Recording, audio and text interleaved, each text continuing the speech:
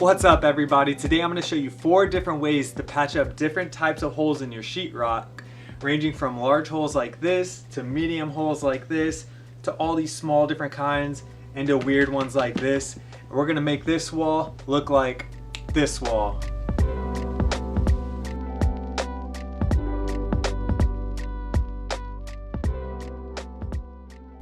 For most of these holes, you'll need compound, a putty knife, sandpaper, a trowel, and fiber tape. So I put a little too much water in this trowel, but that's fine. You're gonna want this stuff to look a little bit like pancake mix, maybe a little thicker if you're working with some bigger holes here.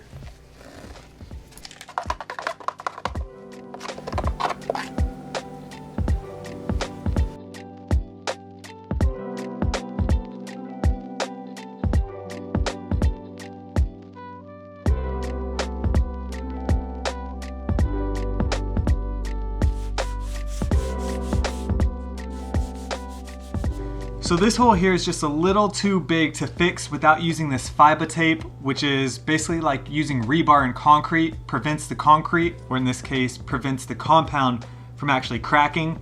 I didn't want to use this in this example, but I'm gonna go ahead and use it anyways because I want to do this room right.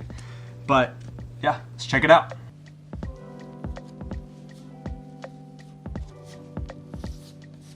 Something else to keep in mind here is when you're doing really deep areas or big areas, the drier your mix is, the less it'll shrink when it dries. If this is too wet, all the moisture will evaporate and it'll dry out and you'll have a big dent here and you'll have to do 2 or 3 coats, which we'll probably have to do anyways. But I'm gonna actually use some of this original here that isn't mixed with water first, just so I get some really good dry stuff in here.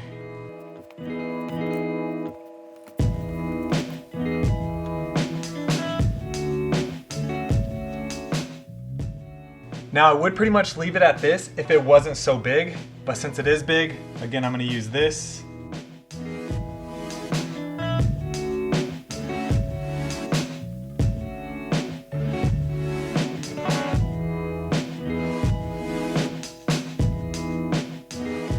Now I'm going to go ahead and use my more moist compound here to apply it over the top.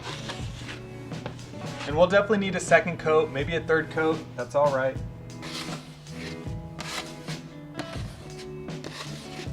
And you want this to just be as smooth as possible on this first coat. It'll prevent you from having to sand too much on your second and third coats.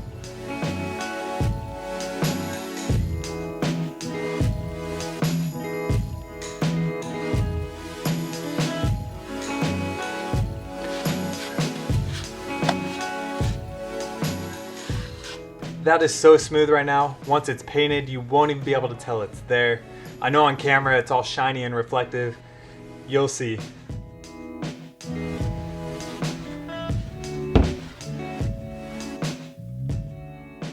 Alright, the second method here is the most popular and it's the easiest to do, so I'm gonna brush through it really quick, but you just get some of this DAP, it's spackle. Let me clear it up here if I can. And it's just this little putty. A lot of times it comes in pink, and when it's pink, that means it's still wet. Once it dries and turns white and blends in with your wall, that means it's ready to be painted over and so on. I don't get that because that's amateur stuff right there. Just kidding. You can feel when it's dry pretty much. So it'll save you a couple bucks to just get this kind, just as easy. But let's do it. Here you're just gonna want to clean up the hole a little bit. Scrape all this stuff off if you can. I have a couple here.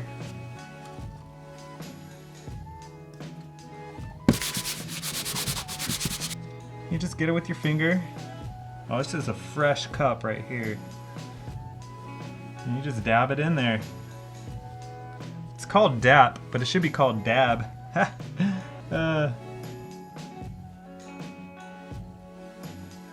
Alright, so that's still just the amateur way to do it. If you were the renter of an apartment, that's probably the way I would do it if I don't own the property. I'm just kidding, I'm a landlord, please do it properly. This kind of stuff really annoys people. But really, you wouldn't be able to see this if you painted it. But just to make it that extra finish, that really final product to where you would never know these holes ever existed, once it dries, which it hasn't yet, you would just want to run some compound over it, smooth it out, sand it off, paint it, done. Of course, we'll go through that right here.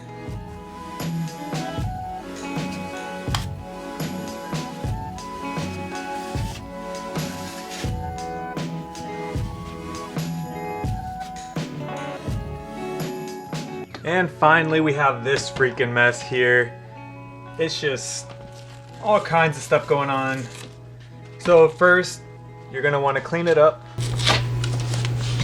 And this is borderline close to needing to actually cut out a square and putting a new piece here.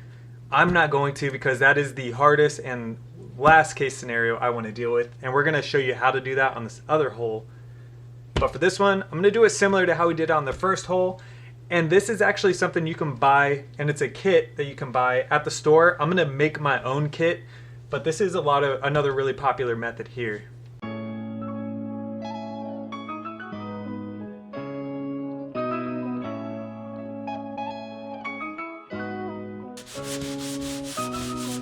So again, I'm gonna use some of my more dry stuff at first.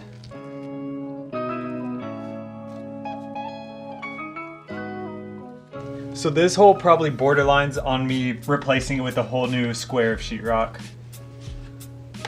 Anything smaller than this, you're fine with doing it this method. Now I'm taking my wider blade.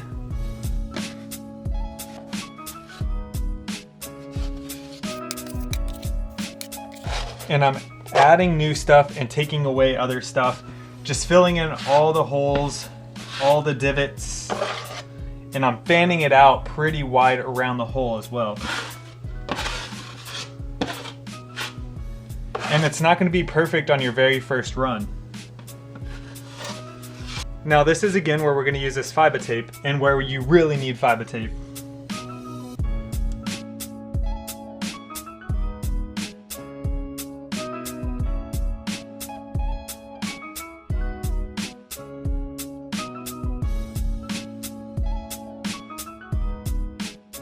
Now before, when I said that there was a kit like this, you can actually buy a square of basically this mesh and just attach it to the wall.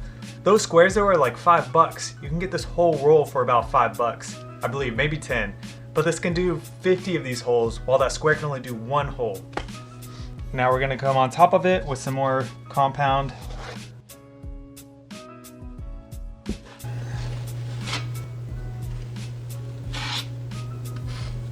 And this is where you may want one of these bigger ones too. What is this, 12 inches? So you can see some of the sheetrock here, but that's okay. We'll hit that with the second coat or the third coat. And now we're just gonna let that dry before we do a second coat.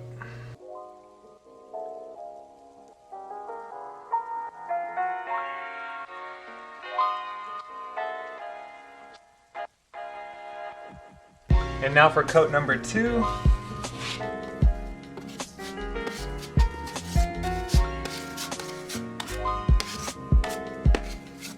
Boom, super smooth again. It's probably hard to tell on camera, but I'll show you the final product later on. I do have this fan here that'll help speed up the drying process. Third coat, it's gonna look so clean. It already looks pretty good. So now we give it one last sanding here.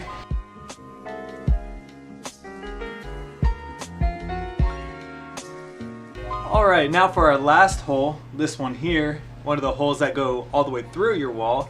You'll need all of the materials that we previously mentioned, plus some extra sheetrock that'll be able to cover or fit inside that hole. They sell these 2 foot by 2 foot sections at Lowe's or Home Depot or anywhere else. And then you need some kind of straight edge, preferably something like this with the corner so you can draw straight lines on it. We're actually going to begin by making a perfect square around here, or a pretty close to perfect square around here. So you can see this is nice and squared, but it doesn't matter because it goes deeper here. And this is nice and squared, but it goes higher there. So we're actually gonna have to cut this all out.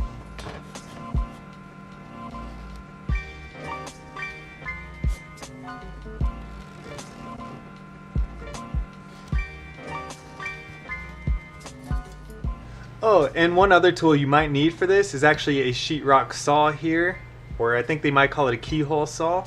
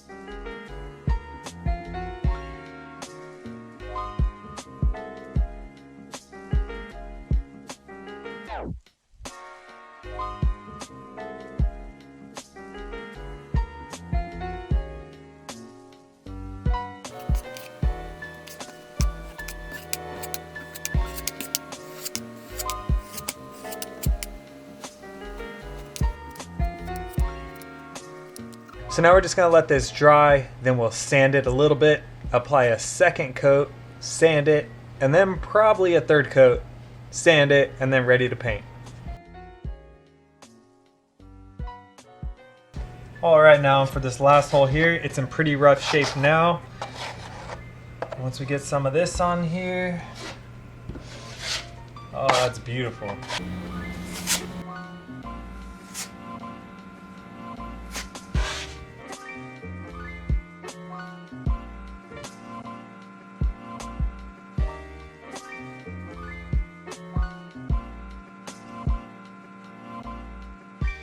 Alright, I'm done with all 3 coats now on this. I'm just going to sand it one last time once this dries.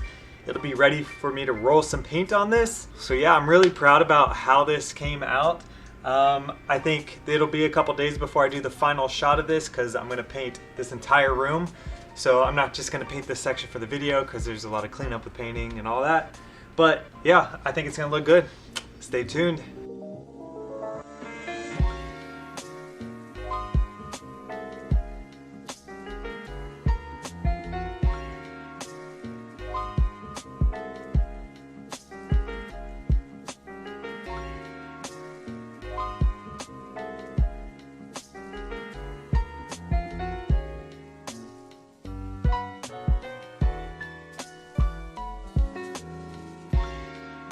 And that, my friends, is how you patch drywall. So please consider subscribing by clicking the button down below. Giving this video a thumbs up would be much appreciated as well, and YouTube just loves that stuff. So do I. Also, if you have any feedback on this or do one of these a different way, go ahead and comment down below your way of doing it. I would love to learn more, and it just helps the community grow. Thanks again for watching. I will see you on the next video. Thanks.